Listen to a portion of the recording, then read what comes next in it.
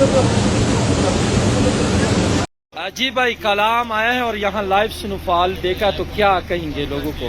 अस्सलाम वालेकुम। अल्हम्दुलिल्लाह हम कल कलाम आए हैं और जब सुबह उठे तो माशाल्लाह लाइव स्नोफॉल शुरू है। बिल्कुल अच्छा स्नोफॉल है, बिल्कुल मज़ा आ रहा है। ये सब आप देख रहे हैं माशाल्लाह।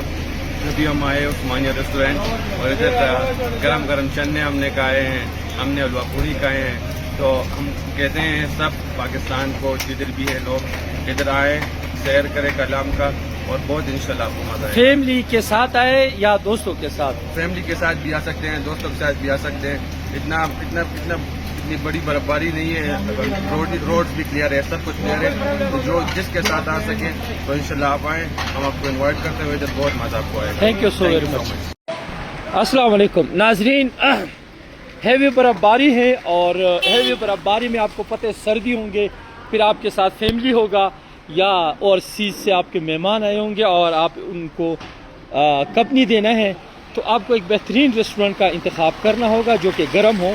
तो उसमें आपको मैं बताता चलूँ कि उस्मानिया है, मैं ख़ुद यहाँ गर्म होने के लिए आया हूँ, ना कि खाना खाने के लिए, नाश्ते के लिए। सख्त सर्दी है, रिपोर्टिंग करते करते थक गया हूँ और साथ ठंड भी महसूस हो रही थी। तो मैंने कहा चलो उस्मानिया में गर्म हो जाते हैं। और उसके बाद जब यहाँ आया हूँ तो कराची की फैमिली है और यहाँ की मशहूर हलवा, छन्ने और दीगर जो खुराक है वो तो आपको पता है हम खाते रहते हैं। लेकिन सबसे बढ़कर सर्दियों में बर्फ़ में बाहर आपको ठंड लगे, बेशक आप यहाँ खाना न खाओ, एक कप चाय पियो, अपने आप को गर्म करो।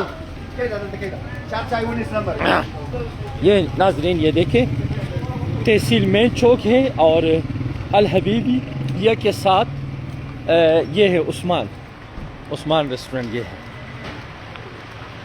ये याद रखें, यहाँ आप गर्म होंगे। बाकी खाना पीना वो जब आएंगे एक प्लेट का ऑर्डर दे दे, जायका चेक करे, रेट इनका लगा हुआ है।